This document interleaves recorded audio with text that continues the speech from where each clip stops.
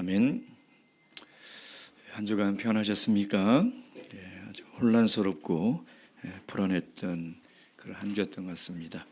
저는 그번 한 주를 보내면서 정말 하나님 믿는 사람들이 나라와 민족을 위해서 반드시 기도해야 한다.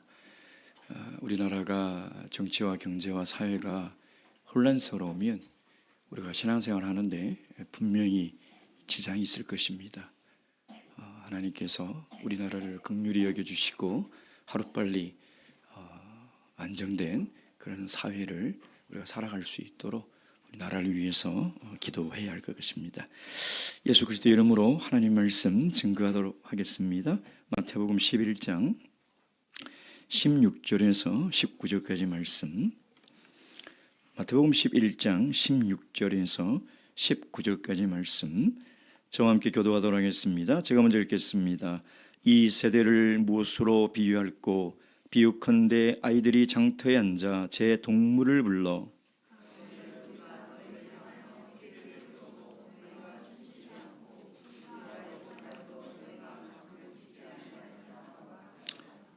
요한이 와서 먹지도 않고 마시지도 아니하매 저희가 말하기를 귀신이 들렸다 하더니 인자는 와서 먹고 마심에 말하기를 보라, 먹기를 탐하고 포도주를 즐기는 사람이요 세리와 죄인의 친구로다 하니 지혜는 그 행한 일로 인하여 옳다함을 얻느니라. 아멘. 제가 목회를 하면서 두 번의 건축을 경험하였습니다. 근데 두 번 모두 다 지역에 있는 인근 주민들의 거센 반대와 항의를 받았습니다. 첫 번째 건축도 주택가 중심에 교회 부지가 있었던 터라 그 주위에 있는 사람들이 다 몰려 나와서 머리에 띠를 두르고 북을 치며 큰 플래카드를 걸어놓고 항의를 하였습니다. 두 번째 교회 건축도 주택가였는데요. 옆에 있는 빌라에 있는 그 주민들이 다 나와서 그 공사장 입구를 승용차로 막아놓고 꼼짝을 하지 않는 것입니다. 그래서 공사를 진행할 수가 없었습니다. 이런 민원들을 처리하기 위해서 구청으로 시청으로 다니면서 중재 모임에 참여하기도 하고 또 주민 공청회에 참석해서 설득도 해보고 쌀도 돌리고 선물도 돌리고 다 노력을 했건만 돌아오는 것은 모욕적인 말과 욕설들이었습니다. 그때 참 충격적인 말이 뭐냐면 한 남성분이 저에게 삿대질을 하면서 우리 집 옆에 혐오 시설이 들어오는 것을 나는 절대로 가만히 앉아 보고만 있지 않겠다. 그 서슬퍼런 그 눈빛으로 저를 죽일 것 같은 표정으로 그렇게 소리를 치는 모습을 보았습니다. 그때 저는 깨달았습니다. 사람들이 교회를 혐오 시설로 생각하고 있구나. 사람들이 교회를 이렇게 싫어하고 있구나 라는 것을 알게 되었습니다.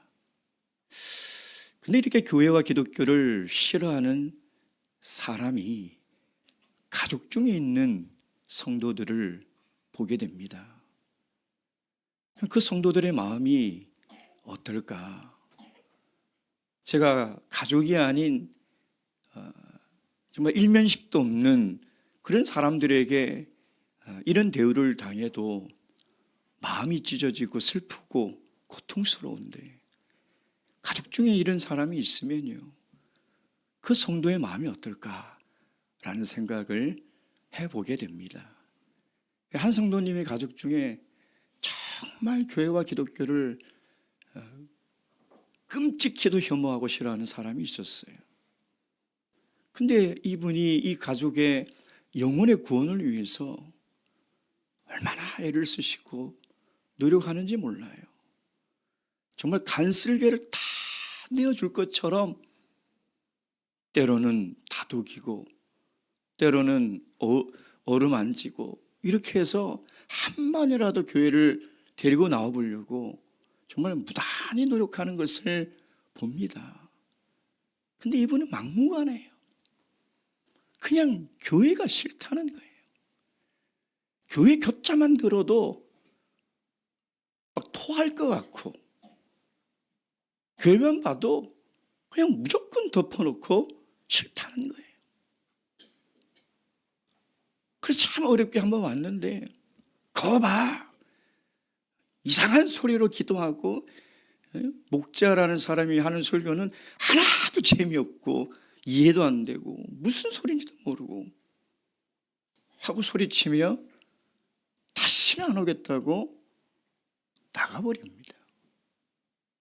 근데 놀라운 것은 2000년 전 예수님 시대에도 복음과 진리는 배척당했고 예수님이 전한 진리는 늘 사람들에 의해서 거부당했다는 것이죠. 여러분, 이것이 우리가 지금까지 살펴보고 있는 복음을 전했을 때 사람들의 반응이 어떠한가, 이 마태의 저자는 우리들에게 그 얘기를 하고 있는 것이죠. 그 첫 번째 부정적 반응이 세례 요한의 반응이었지 않습니까? 오늘은 두 번째 이스라엘 유대인들의 반응을 오늘 우리들에게 소개하고 있는 거예요. 오늘 하나님이 주시는 이 말씀을 통해서 이 세대를 향하신 하나님의 그 안타까운 마음이 무엇인지를 오늘 우리가 잘 깨달아 알아가는 그런 시간이 되길 주님의 이름으로 축원드립니다. 예수님께서 말씀하시는 이 사람들이 누구인가? 16절 말씀 보도록 하겠습니다. 16절 말씀 읽겠습니다. 시작. 이 세대를 무엇으로 비유할꼬? 아멘. 여기서 이 세대라고 번역된 우리 한글 성경에는 generation, 그러니까 한 세대라고 번역을 하였지만 원래 이 세대라는 의미는 다른 의미를 가지고 있습니다. 이건 한 세대를 의미하는 것이 아니라 그 시대의 사람 혹은 사람들, 이런 뜻을 가지고 있다는 것이죠. 그래서 누가복음은 똑같은 예수님의 비유의 설교를, 이 구절을 이렇게 해석하고 있습니다. 누가복음 7장 31절.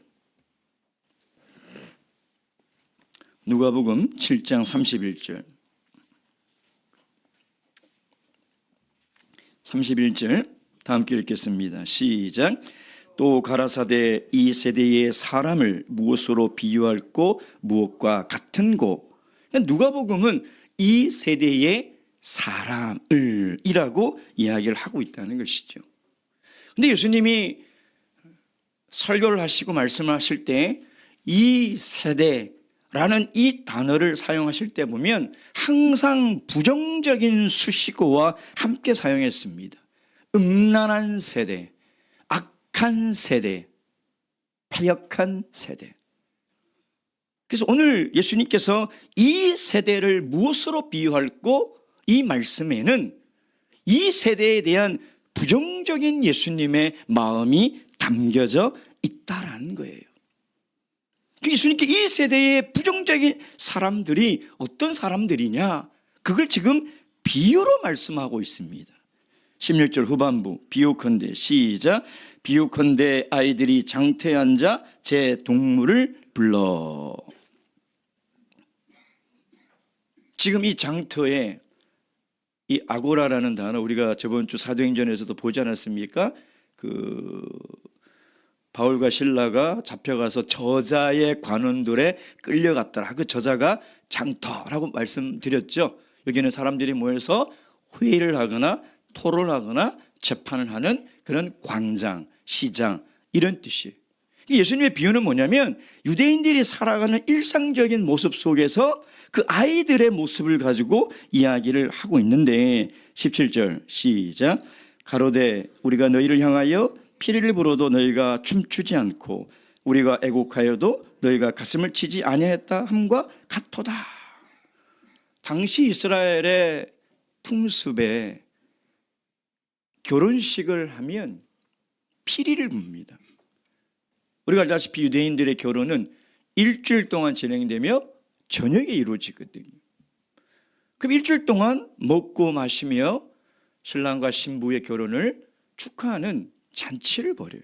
근데 그 잔치에 뭐가 있느냐? 피리를 불어요.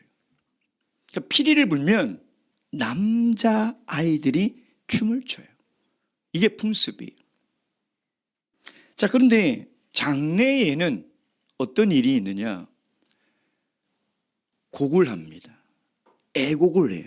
그러면 여자들이 가슴을 치며 그 애곡에 맞춰 울어요. 이게 유대인들의 결혼 풍습이며 장래의 풍습이라. 근데 17절 보면 아이들이 장터에 앉아 제 동물을 불러. 이 말은 뭐냐면 지금 아이들이 이 장터에서 놀이를 하고 있는 거예요. 놀이를. 자, 우리 어릴 때 지금의 아이들이 놀 게 참 많죠. 근데 저희 어릴 때는 놀 게 뻔했어요. 여자아이들이 모이면 뭐하고 놉니까? 소꿉놀이하고 놀아요. 너는 엄마 해라, 너는 아빠 해라, 너는 아기 해라. 그래서 흙을 파다가 그릇 같은 데 담아놓고 밥이라고 이렇게 훅 먹으라고. 진짜 먹는 애들이 있어요. 예. 소꿉놀이 하잖아요. 예. 엄마가 되고 아빠가 되고. 남자애들은 뭐하고 놀아요? 전쟁놀이하고 노는 거죠. 그렇죠. 장군이 되기도 하고 쫄병이 되기도 하고 그 막대기를 가지고 칼을 만들고 집에서 그 보자기 끌고 나와가지고 다 목에 두르고 그러다가 재미없으면 그 칼이 이제 총이 돼가지고 이제 전쟁놀이하고 솔방울 따서 수리탄이라고 그러고 음영업과는 다 소리로 내죠. 두두두두두두 빵 그렇게 놀아요. 그러면 지금 예수님이 하신 말씀은 뭐냐면 이 아이들이 남자아이들은 결혼식 놀이를 하는 거예요. 여자아이들은 장례식 놀이를 하는 거예요. 그래서 야 너는 신랑이야 너는 신부해. 그리고 야 신랑 신부 입자 하고 박수를 막 치고 한 애가 입으로 피리를 붑니다. 삐리리리리 그러면은 나머지 애들이 막 춤을 춰야 되는데 춤을 안 추는 거예요. 이건 마치 내가 총을 다다다닥 쐈는데 친구들이 안 죽고 반응이 없어요. 뭐 으아 하든지 도망가든지 그래야지 노래가 재밌잖아요. 근데 아무 반응이 없는 거예요. 그럼 어떤 일이 일어나요? 싸움 나죠. 야 너 왜 춤 안 춰? 넌 재미없게 그럴 거야? 하고 싸움 나는 거예요. 여자아이들은 모여서 장례놀이를 합니다. 야 너 시체해. 너는 울어. 하고 한 애는 또 막 애곡을 해요. 남은 친구들이 뭐 해야 돼요? 가슴을 치면서 아이고 아이고 해야 되는데 가만히 있는 거예요. 그럼 어떻게 돼요? 아이 재미없다. 너 재미없어. 너하고 안 놀래. 이렇게 되는 거죠. 그러니까 예수님께서 이 시대의 사람들이 어떤 사람들이냐?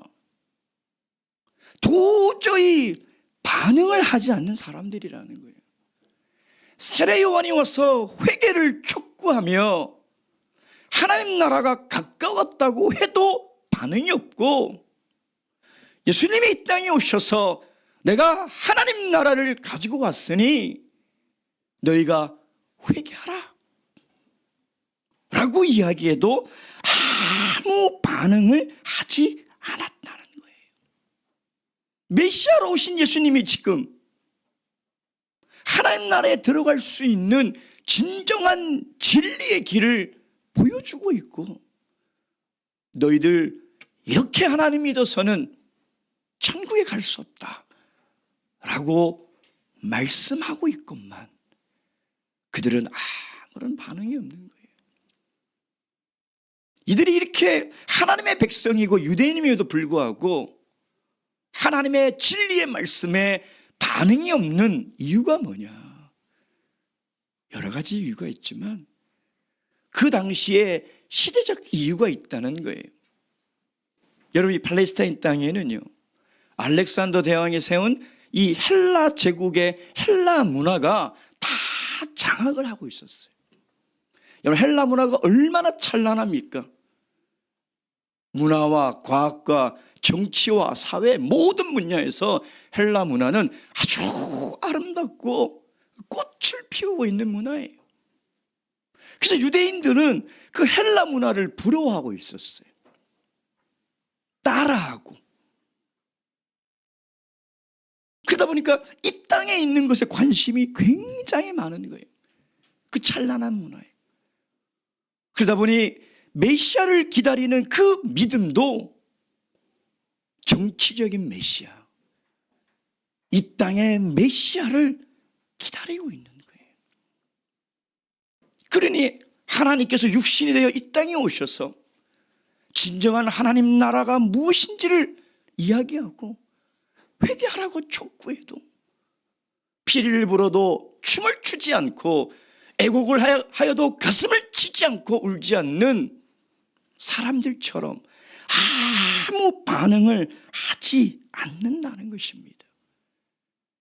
여러분, 오늘 우리가 살아가는 이 시대의 문화는요, 2000년 전 헬라 문화보다 훨씬 화려하고 찬란한 문화 속에서 살아가고 있어요. 좀 가만히 보세요. 정말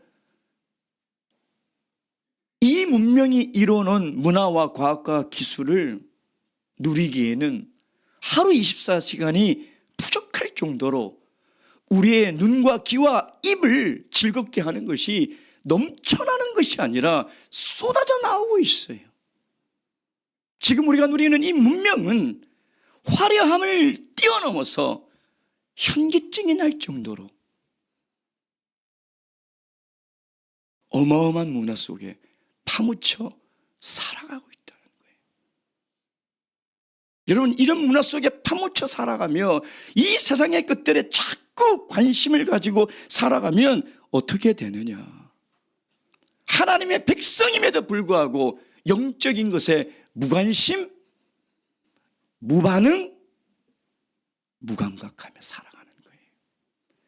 왜 우리가 오늘 하나님 말씀을 들어도 반응이 없습니까? 왜 하나님 말씀을 들어도 하나님 나라에 관심이 없습니까?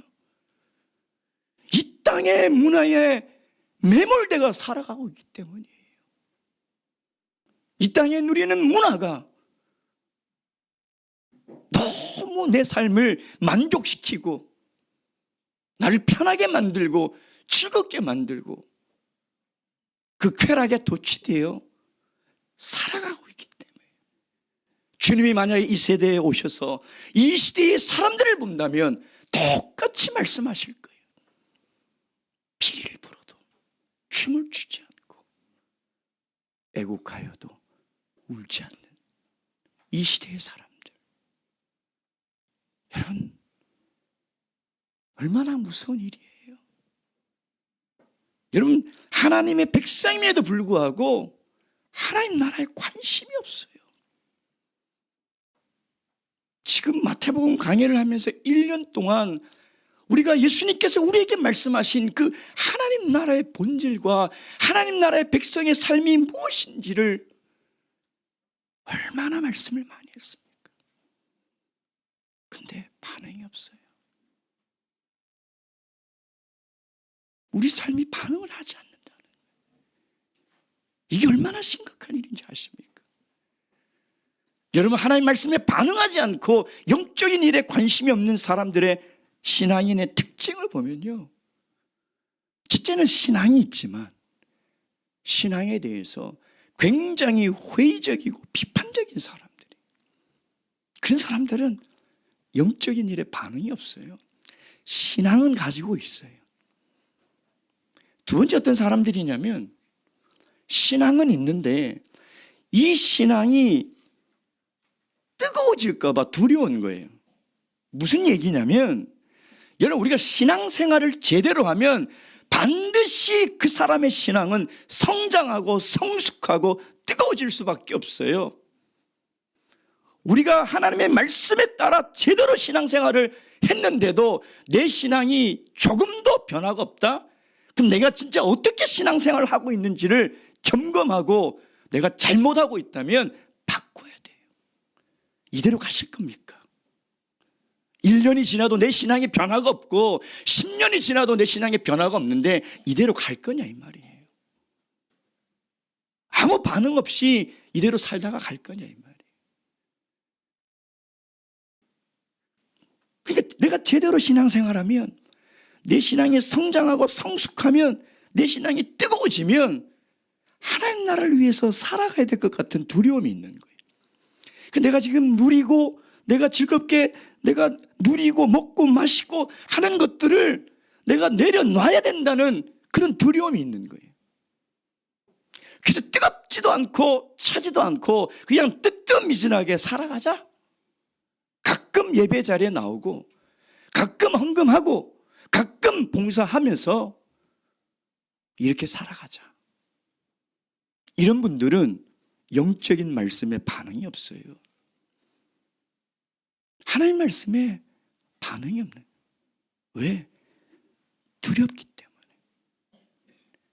지금 예수님 시대의 유대인들, 하나님의 선민이라고 하는 이스라엘 백성들은요, 진정한 하나님의 말씀에 전혀 반응하지 않고 무관심하고 무감각하며 무반응한 영적인 소경과 영적인 청각장애를 가지고 살아가고 있다는 거예요. 주님이 오늘 이 시대에 살아가는 그리스도인들을 보면 뭐라고 말씀하실까요? 우리는 주님께 어떻게 평가받는 삶을 살아가고 있냐 이 말이에요. 그럼 두 번째, 도대체 그 이유가 뭐냐? 이 하나님의 백성인 하나님의 선민이 이렇게 된 이유가 도대체 뭐냐 이 말이에요. 18절 말씀 보겠습니다. 18절 시작. 요한이 와서 먹지도 않고 마시지도 아니하며 저희가 말하기를 귀신이 들렸다 하더니, 사실 원문에는 요한이라는 말 앞에 왜냐하면이라는 접속사가 붙어 있어요. 그래서 NIV 성경은 for라고 기록을 하고 있는데 우리는 빠트려 참 아쉬워요. 왜냐하면 18절은 예수님께서 17절에 이렇게 이 세대 사람들을 비유하신 그 이유를 설명하는 구절이거든. 근데 이게 빠져버리니까 예수님의 말씀이 갑자기 무슨 말씀이지? 하고 잘 이해가 되지 않는 거예요. 근데 18절은 지금 유대인들이 세례 요한이 와서 회개를 촉구하고 예수님이 와서 복음과 진리를 증거해도 전혀 반응하지 않는 이유를 설명하고 있는 거예요. 18절이 그 이유를 얘기하는 거예요. 근데 그 이유가 뭐냐? 세례 요한은 광야에서 살면서 그 낙타토롯을 입고 메뚜기와 석청을 먹으며 살았죠. 왜 그랬을까요? 경건하게 살고자 금욕주의적인 삶을 살았다는 거예요.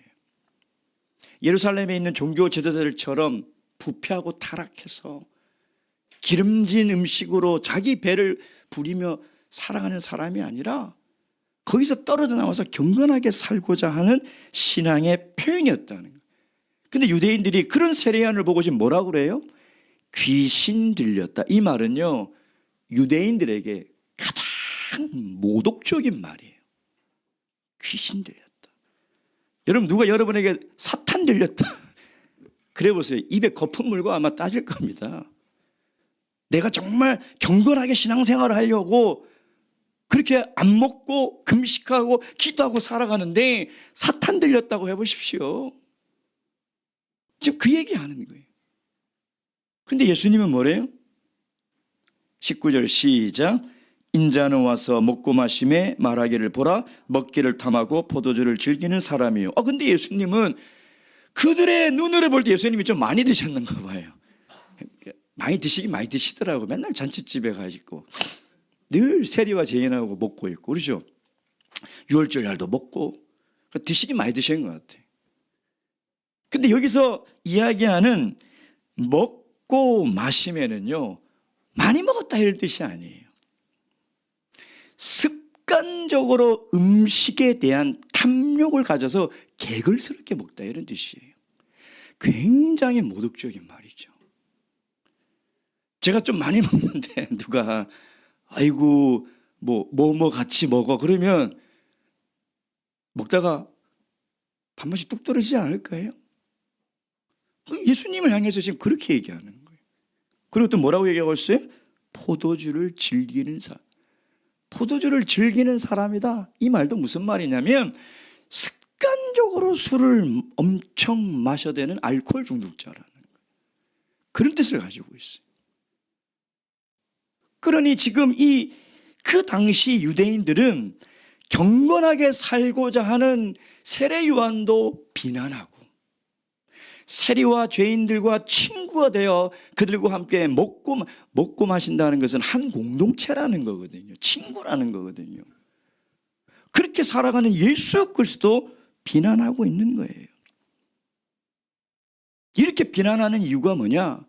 그들이 가지고 있는 유대교의 종교적 가치와 기준이 그들이 가지고 있는 유대교의 가치와 기준으로 비난하고 둘 다 비난하고 있는 거예요. 근데 정말 예수님도 비난하고 세례요한도 비난하는 근본적인 이유가 있습니다. 마태복음 3장 7절 말씀.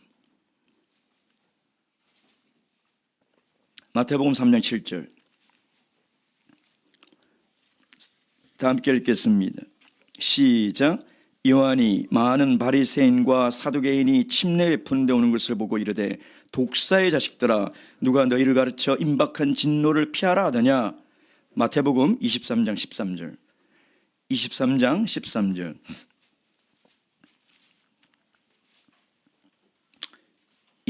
13절. 다 함께 읽겠습니다. 13절 시작. 화 있을진저 외식하는 서기관들과 바리새인들이여 너희는 천국문을 사람들 앞에서 닫고 너희도 들어가지 않고 들어가려 하는 자도 들어가지 못하게 하는도다. 아멘.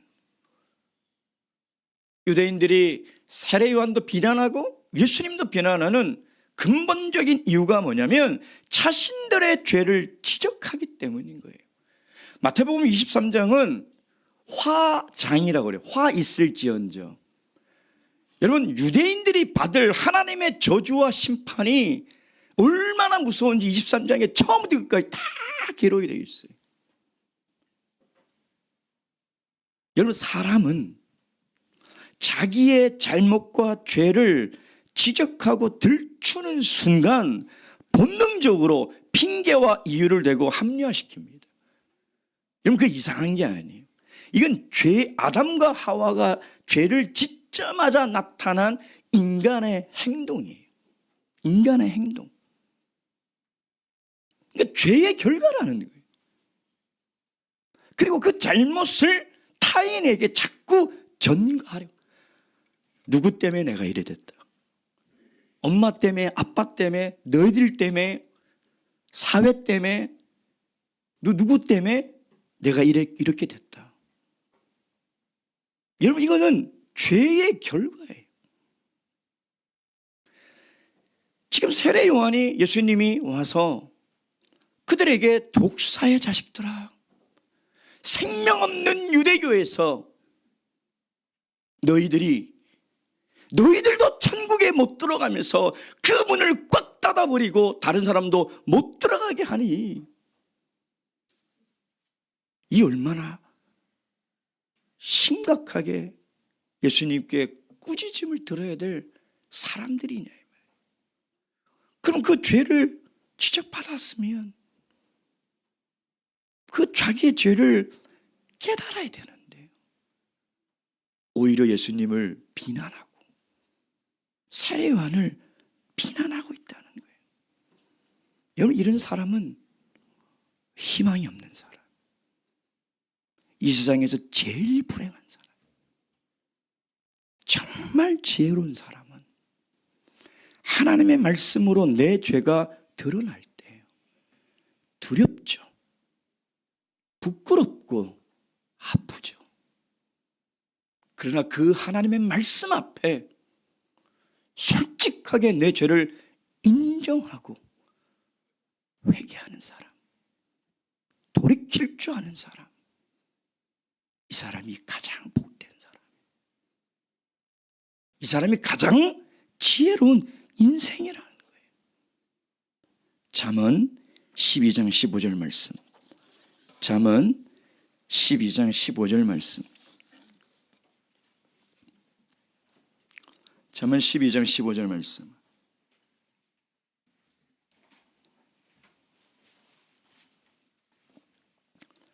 잠언 12장 15절입니다. 다 함께 읽겠습니다. 시작. 미련한 자는 자기 행위를 바른 줄로 여기나 지혜로운 자는 권고를 듣느니라. 아멘. 여러분, 유대인은 하나님의 선민입니다. 하나님의 백성이, 하나님이 육신으로 이 땅에 예수 그리스도로 오셔서 그들에게 회개를 촉구하고 생명의 진리와 복음의 진리를 증거하는데도 그들은 눈앞에서 영생을 스스로 차버린 거예요. 그 이유가 뭐라고요? 자신의 죄에 대한 애통한 마음이 없어요. 여러분, 자신의 죄에 대한 애통하는 마음이 없으면 영적인 눈은 가려지고 영적인 귀는 닫혀져요. 죄가 우리를 하나님의 말씀에 반응하지 못하게 만드는 거예요. 그 죄가 오히려 말씀을 비난하고 그 말씀으로 그 죄를 들키는 사람을 비난하게 만드는 거예요. 여러분, 이스라엘 백성들은 선민임에도 불구하고 회개하지 않은 그 결과가 지금까지 뭐예요? 하나님 나라에서 쫓겨나서 하나님의 선민이 아직 복음을 받아들이고 있지 않지 않습니까? 자, 그렇다면 세 번째, 지금 9절에 예수님께서 말씀하시는 이 지혜가 뭔가 19절 말씀 다시 읽겠습니다. 시작. 인자는 와서 먹고 마심에 말하기를 보라, 먹기를 탐하고 포도주를 즐기는 사람이요 세리와 죄인의 친구로다 하니 지혜는 그 행한 일로 인하여 옳다함을 얻느니라. 참 해석하기 어려운 구절입니다. 근데 표준세 번역을 제가 보니까 표준세 번역이 그나마 조금 우리가 이해하기 쉽게 번역을 해놨습니다. 지혜는 그것이 한 일로 그것이 옳다 인정받는다, 증명된다. 자, 이게 무슨 말이냐면 이 지혜를 의인화했어요. 마치 그 잠언 몇 장입니까? 23장인가? 보면 지혜를 사람처럼 의인화했거든요. 지금 마태도 지혜를 사람처럼 의인화했어요. 이 지혜는 예수 그리스도를 이야기하고 있는 것이거든요. 그러니까 이 말을 풀어서 좀 쉽게 얘기하면 예수님께서 이 땅에 오셔서 행하신 모든 일들은 필연적으로 옳은 일이라는 거예요. 예수님이 이 땅에 오셔서 행한 모든 기적과 말씀과 모든 행한 일은 반드시 옳은 일이라. 그걸 지금 얘기하고 있는 거예요. 결국 예수님께서 이 말씀을 하신 이유가 뭐냐? 예수님은 진리로 오셨고 생명으로 오셨고 빛으로 오셨는데 지금 유대인들이 그 빛을 거부하고 생명을 거부하며 그 질과 진리를 거부하고 배척하고 있다는 거예요. 그 이유는 그들이 지금까지 믿고 있는 그 유대교의 가치에 순응하고 그냥 그렇게 유대교에 젖어서 살아가고 싶은 그 마음이 있기 때문에 빛이 왔는데 어둠이 배척을 하고 진정한 생명이 왔는데 생명을 줄 수 없는 종교가 그 생명을 죽여버리고 진리가 왔는데 이단이라고 배척을 하는 거예요. 그래서 예수님이 지금 그 말씀을 하고 있는 거예요. 여러분, 제가 많은 사람들에게 복음을 전하고 많은 사람들에게 참예수 교회의 진리를 전합니다. 그런데 복음과 진리를 거부하는 사람들을 가만히 보면 내가 복음을 받아들이고 싶지 않아? 진리를 받아들이고 싶지 않아? 하는 마음이 있으면요, 그 방법을 꼭 찾아갑니다. 무슨 얘기냐? 복음과 진리를 거부하고자 하는 마음이 생기면 그 거부할 방법을 찾아요. 왜냐하면 사람들마다 다 자기만의 지식과 지각을 가지고 있다는 거예요. 그러니까 내가 왜 복음을 거부하냐라는 자기만의 기준이 있어요. 내가 왜 진리를 거부하냐? 자기만의 지식과 기준과 생각이 있기 때문에 그걸 가지고 논리적으로 부정하고 배척하고 받아들이지 않는다는 거예요. 그게 무신론이든 회의주의자든 인본주의자든 과학주의자든 다 자기만의 지각이 있어요. 자기만의 기준이, 마치 유대인들이 자기만의 유대교라는 기준을 가지고 지금 배척했던 것처럼 이 시대 사람들도 다 그 기준을 가지고 있다는 거예요. 그래서 복음을 받아들이지 않아요. 그래서 진리를 받아들이지 않고 믿지 않는 거예요. 근데 진짜 엄밀히 따져보면 이 세상의 모든 사람들은 믿음이 있어요. 무신론자들은 하나님이 없다고 믿는 거예요. 과학을 믿고 운명을 믿고 자기를 믿는 거예요. 이 세상 사람 중에 믿음 없이 살아가는 사람은 아무도 없어요. 다만 그 믿음이 올바른 믿음이냐, 내가 믿어야 될 것을 믿고 있는 참된 믿음이냐의 기준이지, 다 믿음을 가지고 살아가고 있다는 것입니다. 여러분, 복음과 진리를 거부한 이 유대인들의 결과가 무엇인지 우리 너무나 잘 알고 있지 않습니까? 그래서 정말 참된 지혜가 뭐냐, 지혜로운 사람이 뭐냐, 진리이신 예수님이 전하는 복음과 그 진리를 믿고 새 생명을 얻어 그 진리의 길로 따라가는 거예요. 그것이 가장 지혜로운 인생이라는 거예요. 여러분, 그러니 오늘 이 본 말씀을 통해서 여러분, 우리가 복음을 지금 들을 수 있는 시대에 살고 있다는 것이요, 우리 인류 역사에 있어서 우리가 얼마나 좋은 시대에 태어났는지 여러분 아십니까? 더군다나 내가 참 진리를 들을 수 있는 가정에서 태어났고, 누군가에 의해서 유일한 진리를 들을 수 있다. 그럼 믿겨진다. 그리고 그 믿음을 가지고 살아간다. 여러분, 이것보다 더 큰 하나님의 축복과 은혜는 없는 거예요. 여러분, 이걸 깨달으셔야 돼요. 우리가 지금 이 진리 안에 거하는 것이, 우리가 복음을 듣고 믿고 복음으로 말미암아 새 생명으로 살아가는 이것이, 내가 거부하지 않고 내가 그걸 받아들이고 하나님의 구원받은 자로서 살아가는 내 인생을 아무리 쳐다봐도 이건 하나님의 기적이에요. 하나님의 놀라운 은혜요, 하나님의 축복이라는. 오늘 이 본문의 말씀을 통해서 다시 한번 우리가 얼마나 큰 하나님의 구원 안에서 살아가고 있는지를 깊이 깨달아 늘 하나님께 감사하며 살아가시는 저와 여러분이 되시길 주님의 이름으로 축원드립니다. 묵도하시겠습니다.